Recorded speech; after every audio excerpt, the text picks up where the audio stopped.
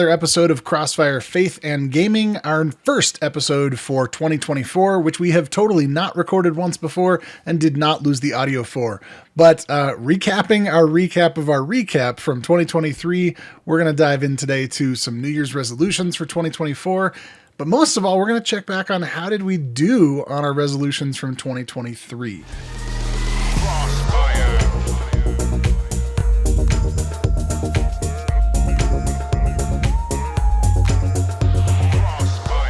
So, Russ, Brian are joining me, my podcast co-hosts. As you can see, if you're watching us on YouTube, or here, if you are listening in one of your audio places. What's up, guys? What's up? Let's start with Brian. How you doing this new year? I'm doing well so far. How about you, Russ? I can't complain. Just, chugging right along. Great. Well, let's dive right into 2023's recap, and let's talk about what games we anticipated, what were our hopes and dreams, and how are we doing on our potential resolutions that we set at the beginning of 2023. Did we achieve them or did we not? So why don't we start off, let's see here. Why don't we start off with Brian? What were your resolutions and how did you do on them?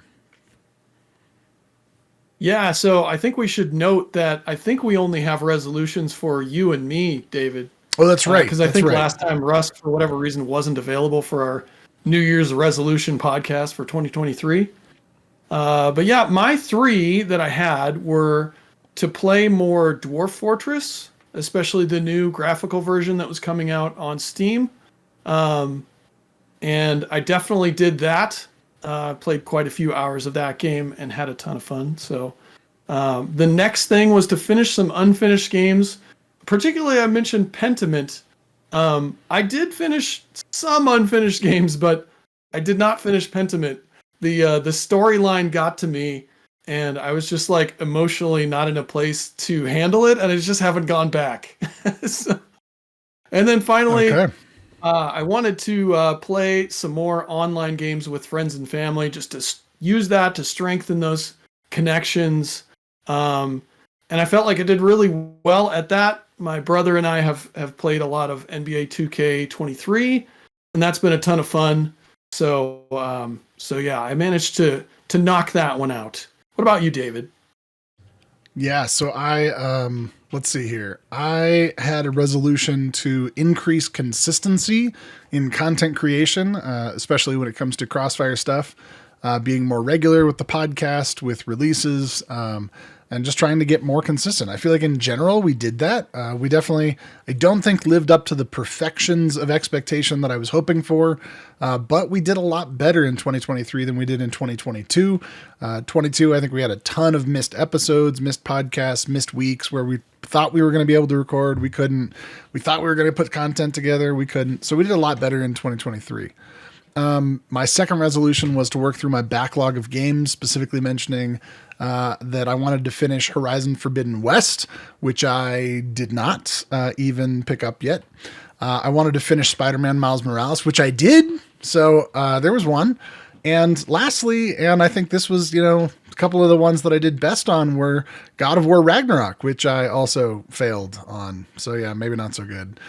I also considered revisiting Legend of Zelda Breath of the Wild, which I think I did stream for like 2 hours and spent most of the time trying to remember the controls because it had been so long since I'd played it. So as far as the backlog is concerned, really not great on that. Lastly, I wanted to make more time for board games, physically and online, in order to connect with others. I also talked a little bit about the importance of setting aside some dedicated time for gaming with family and friends. I did pretty well on that. We played a lot of family games. We played a lot of games in our youth group that I lead at the church where I'm at. So yeah, overall, I did make more time for board games. And I'm going to say maybe that's the reason why I didn't make as much time for getting through my backlog, or the simple fact there were just way too many good games that came out in 2023. So, yeah. Russ, what about you? I know you didn't make any official resolutions, but did you make any unofficially, or how did you do in 2023 compared to what you expected to do? Yeah, so my big one, of course, being a trophy hunter, I had the goal of 10 platinums in the year 2023, and I actually hit 20. So doubled my number, doubled my goal. Probably going to be my new normal as far as the number of platinums that I get. So already starting off 2024 pretty nicely, but yeah, that's going to be kind of my goal going forward, and yeah, that's kind of the biggest one I had last year. Nice. That's amazing. If I platinum a game or two in a year, it's a good year. You platinum one game, it's a good year. Russ out there platinuming 20 games. So it's just wild. It's wild. Maybe in retirement, I'll have time to platinum 20 games. All right. So I want to jump right into 2024 because. Well, wait. Wait. Before we do that, sorry. Hang on. Go ahead, Brian. We got to talk about. We had kind of a list of things we were anticipating for 2023. True. And I'm not going to let you off the hook, David. I think we got to go through that list and find out how we did. All right. So what were we anticipating? And did they show up? Were they as good as we hoped?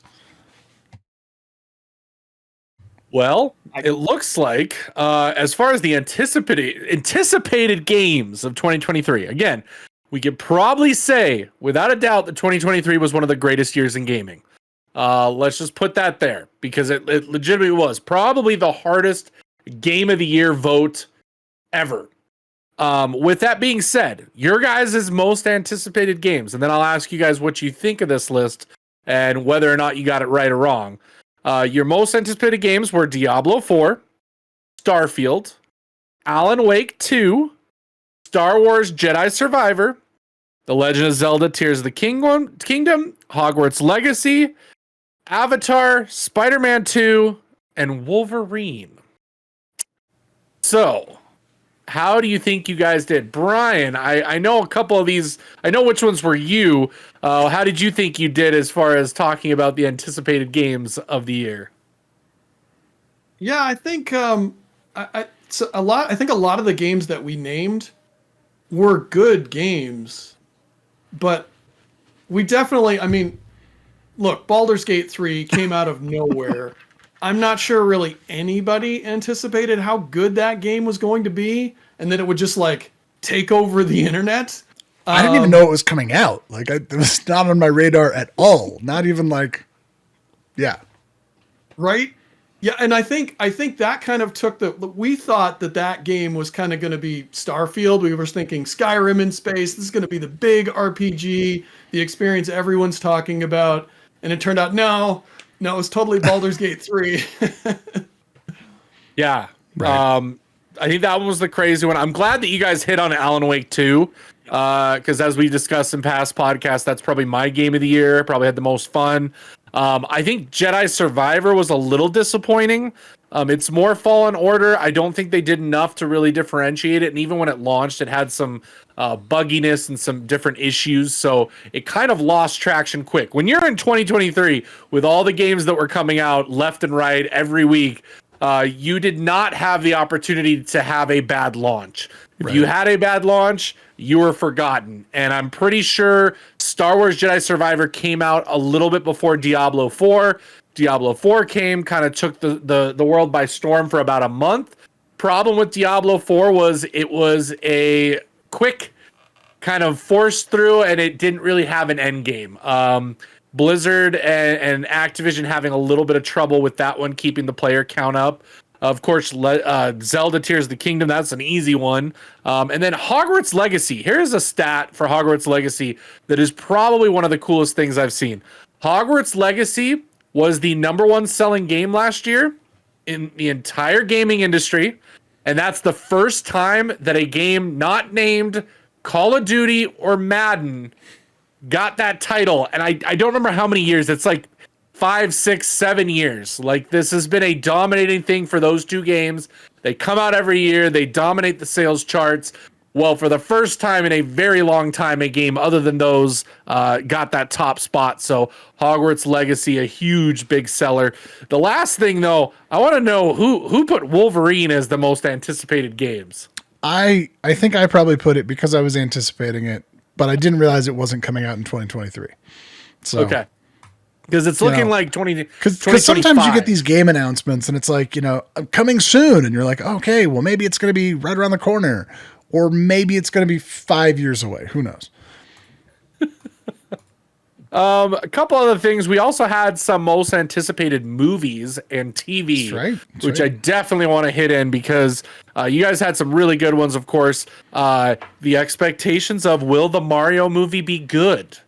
The answer, resoundingly yes. Yes, absolutely. The Mario movie was unbelievable. Much better than Super Mario Bros. Much better. Yeah. No, definitely not. Better than Doom.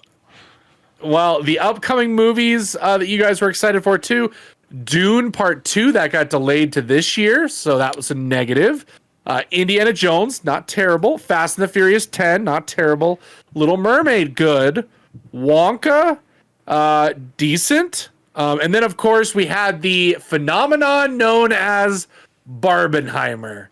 Barbie and Oppenheimer but Oppenheimer was not on our list. Oppenheimer was not even there. I'm shocked. If I was there, it would. I don't know how I missed that. As a Christopher Nolan fan myself, I don't know how I missed that. But Barbie, much better than I think any of us anticipated. Oh, 100%.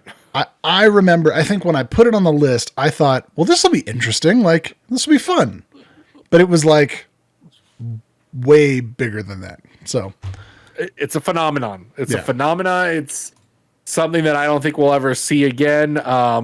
But yeah, interesting year. And then as far as TV shows, we had the Mandalorian season 3 came out. Of course, we had Ahsoka come out this year, do pretty well. So not bad there. And then if I were to say, it probably was not a good year for Marvel. We started off with Quantum Mania, which just flopped hard. From there, I think the Marvels in the fall wasn't bad. I liked it. I thought it was a good, B-level movie, but I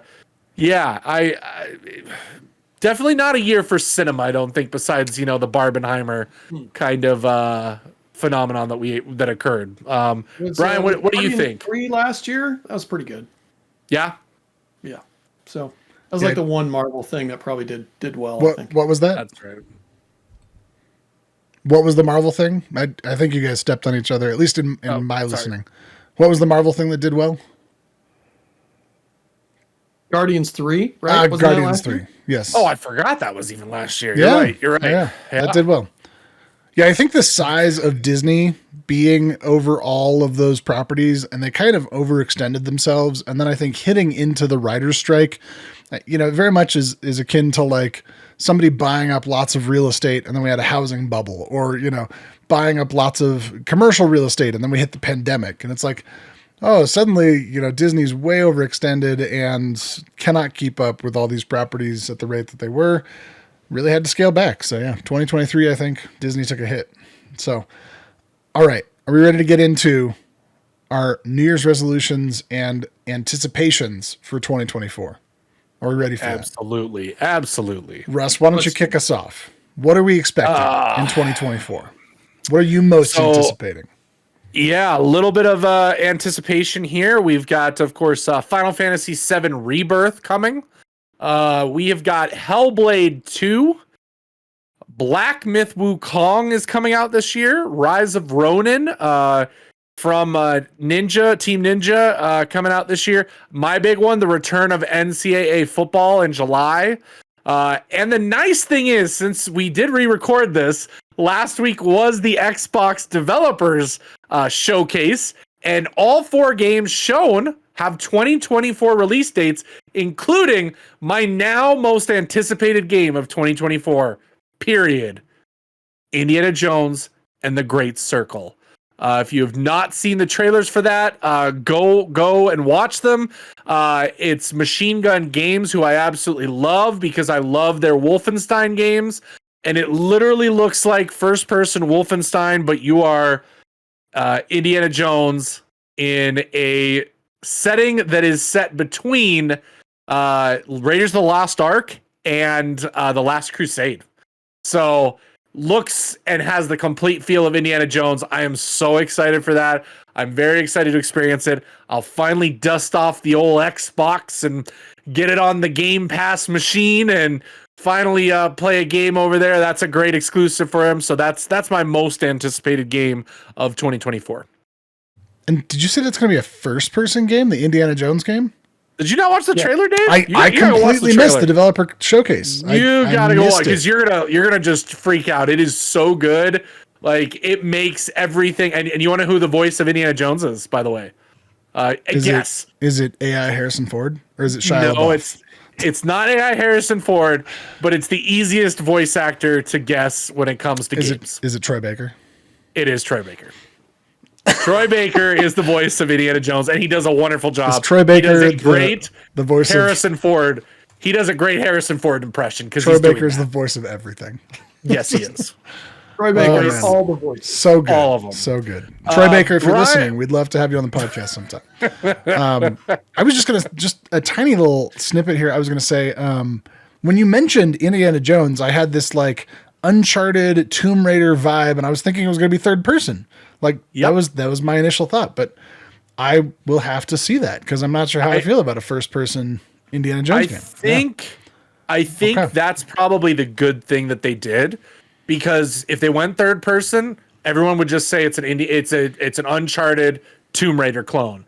By going first person, they're doing their own thing. It's going to be completely its own, off on its own, whatever you want to say. So I'm excited for it. I think that was a really cool move for them to do. Yeah, Brian, what are your anticipated games? Yeah, so one of the benefits of re-recording is I get to sneak one in here that I did not notice the first time. Prince of Persia: The Lost Crown is like right up my street in terms of the type of games that I like to play. I love like 2D action games.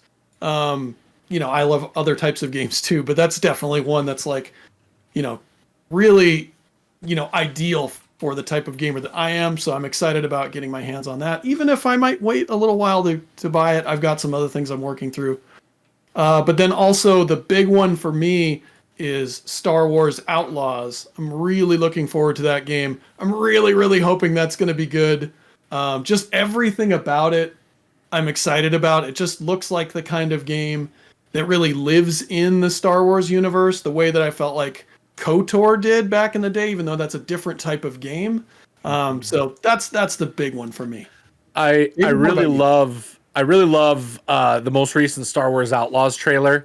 They may have taken a little stab at Starfield because they have in real time transition from planet to space without a loading screen. So which if No Man's Sky can do it after the snafu they had with their launch, like it feels like every game should be able to do that. I mean, we're in the game era of no loading screens, right? Like why are there loading screens?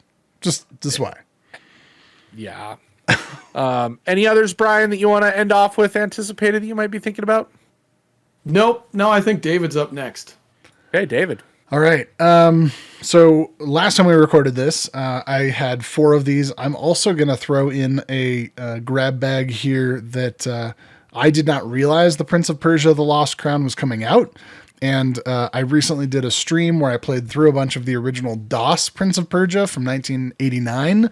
And that game was probably every day. I would get home from school and I would just play hours and hours and hours of level 1 and 2 because I could never get past that. But listen, the combat's very difficult, okay? When you're 5.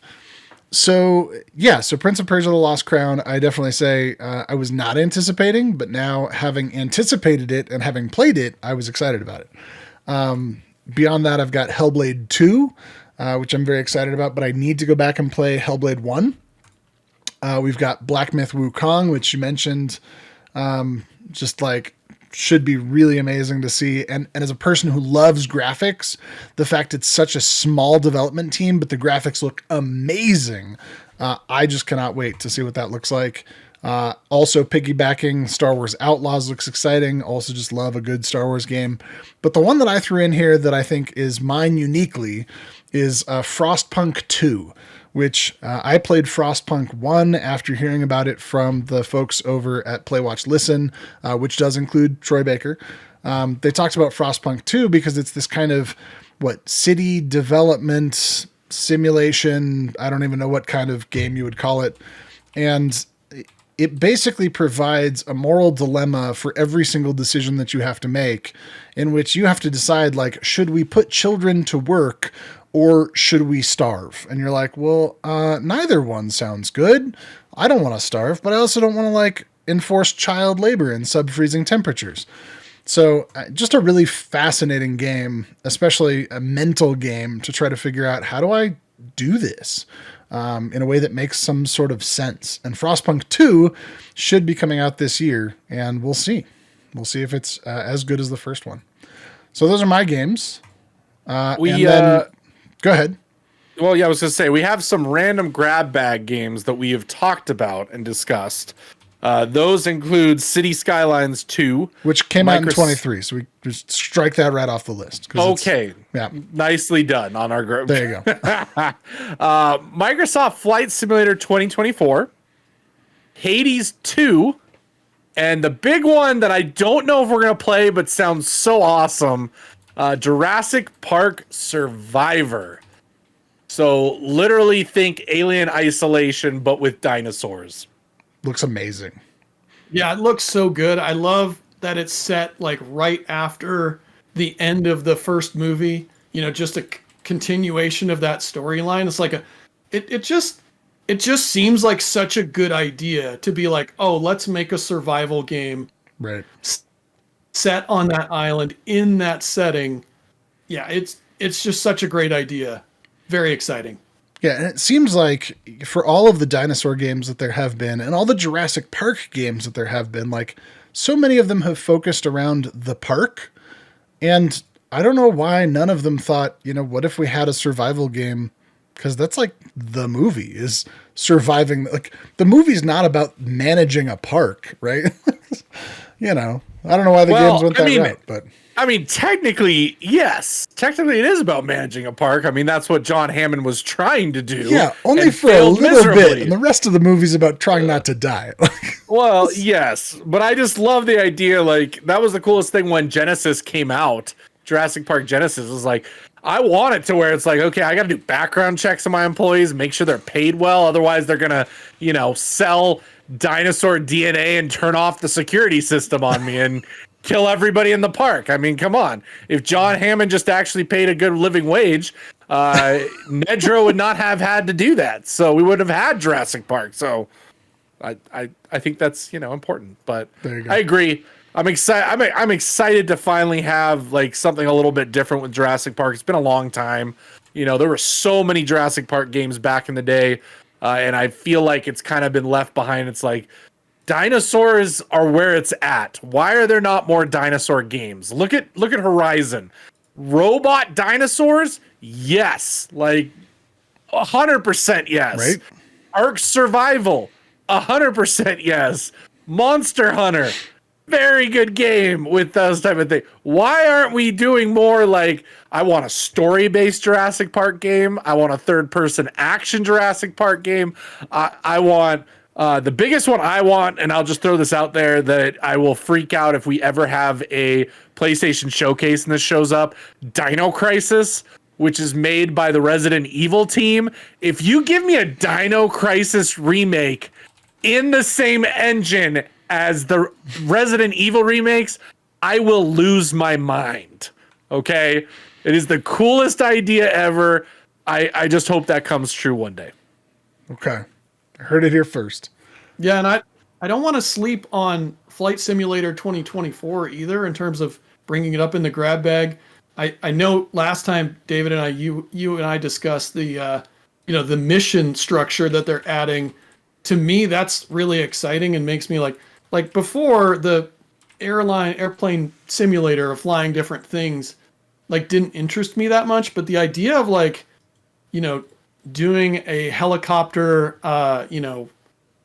airlift mission or doing firefighting missions, things like that, that might be something, especially since this is going to be a Game Pass game, that I'm going to give a shot. So Also looks like from the some of the trailers stuff here that you can fly one of the, what is it, an ornithopter, I think is what it's called, from Dune. Apparently you can fly one of those in Flight Sim 2024 when it comes out. So we'll see. But yeah, I think the idea of missions, and we kind of talked about it the first time we recorded this, that like some of the most fun that I've had playing Flight Simulator, beyond just exploring VR, because that's a whole other ball of wax. But some of the most fun that I've had has been through those Top Gun Mavericks missions where you've got to do all of the things that they do in the movie, you know, flying an F-18. Like, that was just so cool. All right. So let's dive into goals. The kind of official resolutions. We don't call them resolutions. I don't like resolutions, but goals. What are your goals for 2024? That when we look back on this in January of 2025, what will you have hoped to achieve? Brian, let's start with you. Yeah, so I've got 3, just like I did last time for 2023, that I'm hoping, goals that I'm hoping to achieve games wise, or, you know, within our group. The first thing is trying some new stuff at summer camp. So we're gonna do camps again this year. I want to take what we learned from last time and make it a whole bunch better. So that's a big one for me, is just doing more with camp, and again, taking those lessons learned and making it even better. The next thing is, again, playing some online games with friends and family. I mentioned this last time. It's a great way to, to connect with people, and really keep those relationships fresh. And I wanted to maybe play some new games and maybe do some more things community-wise. It'd be nice to have some Minecraft nights or some other game nights within our, Crossfire group, our Discord group, to fire that up this year. So I'd love to do more of that. And again, use games as a way to build my relationships. And then finally, my third thing, try some new games, that are maybe in genres that I'm not typically playing. I have, thanks to you guys, I've got an older PlayStation sitting down in the basement that, has some games loaded on it. So maybe I'm might give God of War a shot, Spider-Man maybe. There's a bunch of PlayStation games that I haven't played that are, games of the year candidates that everybody loves. So it'd probably be good to check those out. So that's my third thing. What about you, David? So I'm struggling already here. When we recorded this a month ago, I said I was going to finish 10 games from my backlog. It's not happening. Now I will say, I think it could happen, but I'm going to have to be very selective in picking some games that I'm very close to finishing anyway. Right. So like right now, very close to finishing Spider-Man 2. Just need to pick that up and finish. Very close to finishing Dave the Diver. Need to pick that up and finish that. But when we recorded this last month, one of the things I was worried about is the biggest threat to finishing games is new games that come out. And already Prince of Persia: The Lost Crown has come out. Now I'm interested in it, and it's pushing those other games. So I'm a little worried. But Russ did tell me that I have to, at least by the end of 2024, I have to finish God of War Ragnarok. So that's at least that one. I will do that by the end of 2024. Second off, I want to just continue to expand our camp presence. We're going this year from 1 camp to 2 camps. I'm excited about that. And so, yeah, just continuing to expand our reach with the camps that we're doing. I want to be more consistent with fitness gaming. So I've been playing a lot of VR in a game called Supernatural. It's kind of like if you imagine Beat Saber, but also with a fitness coach attached. But right now, that's one of my goals. And then a non-gaming goal. I'd love to do 1,000 miles on my bicycle by the end of the year. So we'll see. We'll see how I do. Russ, you did 20 platinums this year. Yep. So I'm going to make that my norm. Okay. Make that my norm. So 20 plats again. New update, because when we first recorded this, I had already, I think, 3. I am now up to 4 platinums already. 4 platinums in the first month of the year. Soon to be 6 platinums, because I will be getting The Last of Us Part 2 here shortly, and I'm about 75% of the way done with Prince of Persia, Lost Crown. So yeah, I've done a lot of it. I'm almost done with the story, and then it'll be clean up on all the collectibles and fun things like that you have to get throughout the game. So getting close there, gonna hit it. That one should be easy. We'll see. Maybe I hit 30. You never know. 25, 30 would be awesome. Picking up plats 2 at a time over there. It's a good time right now. It's a good time. Then the big one, which I started, I'm not liking it already. Okay, I'm already not liking it. Red Dead Redemption 2. I want to eventually platinum it. It's gonna take 200 to 500 hours to platinum. When you said this, gosh. So I have already started. I am at 15% completion on the game. 1-5 on the story. That doesn't include the actual 100% list. But yes. I already have 6 gold medals on missions. You have to get 70 to be considered 100%. There is 120 missions, Dave, so I can pick or choose. On top of that, I have to do some of the other things and activities. Yeah, I have to really deal with the missable trophies. Yeah, I'm crazy for doing that. And then I would agree with you guys. Just camp stuff. Really excited to see what we can get done with camp this year. Expanding it to 2 different states now, and really hope that we can, get a good group of kids to come, have fun, get to learn more, and kind of understand this community a little better, and find out that there is a community out there that they can feel comfortable in, and that it's, kind of a fun way of celebrating and being within Christian community. So really excited to see what that is. Russ, are you at least enjoying your time in Red Dead Redemption 2? Is it fun at least? I will say, doing a slow burn. What I'm doing right now is I'm doing maybe a mission or 2 every couple of days. Not really focusing too much. I am staying on the mission until I get a gold. So that has been a little frustrating, because I would like to strangle the person at Rockstar that decided you've got to complete all the objections in one run. There's no complete one objection complete. No. On top of that, if you fail an objective, you cannot reload a checkpoint. You have to start the mission all over again from the beginning. And if you know those missions, sometimes they start with 10 minutes of riding your horse to wherever you're supposed to go before you do the mission. That is frustrating. That is frustrating. So I might be doing a little bit less gold medals as I go through the story this time around, because it does get easier if you do them post game, because you do get to keep your stats. Now they did do that update. Originally you did not. Originally you were given minimum ammo, the worst gun possible, the lowest skills. And then, people complained so bad that Rockstar updated it and said, okay, if you do this, wherever you do this in the game, you'll keep your stats of where you're at in the game. So technically doing the medals post game makes it a little bit easier. So yes, Brian, I'm going to enjoy it. I'm going to make it a slow burn. I think if the fact that I'm not just going to play through this game straight, and I'm going to take my time, I'm going to enjoy the little intricacies. I mean, the game is good. There's no doubting that.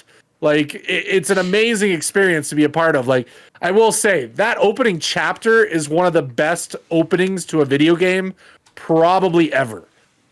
Being in that snowy environment, first time going upon that house and having to break in. Yeah, Red Dead Redemption, amazing game. Makes me really excited to see what they do. Taking what they did there and putting into GTA 6 is going to be absolutely insane if we all live to actually play that game. Whenever it does eventually come out. So, yeah, but that's it for me. Anything else you guys have before we close out? Russ, I just wanted to point out here, I'm looking at the PSN profiles online for Red Dead Redemption 2. Yep. And And PSN Profiles is a place frequented by trophy hunters, and 2% have the platinum. So and technically that's what, 2% of, I don't know. It's like one of the things says 2% and the other thing says 0.1%. It's not a lot. So 2%. So the higher number usually, that's just people who check into PSN Profiles. So that's mostly your trophy hunters. The lower number, the 0.1%, out of everyone. That is out of everybody that owns the game in the PlayStation ecosystem. 1 in 1,000.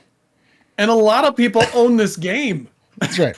Oh, they do. It's a massive number. Well, so the number of owners that it lists on PSN Profiles, which I believe is the total, 882,000 people have loaded the game onto a console.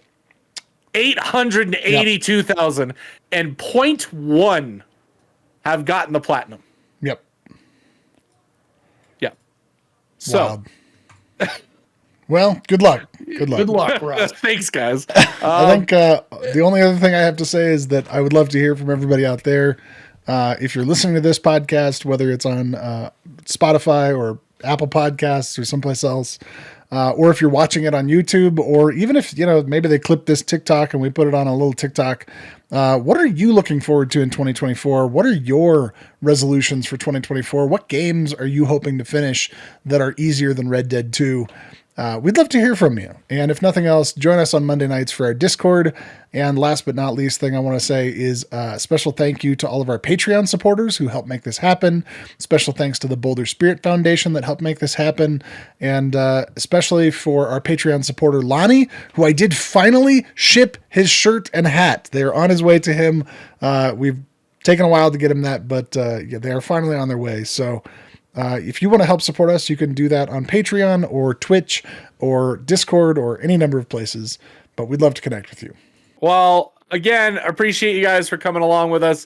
Again, like David said, comment down below. What are your goals for 2024? What are your gaming or nerdy type goals for this year?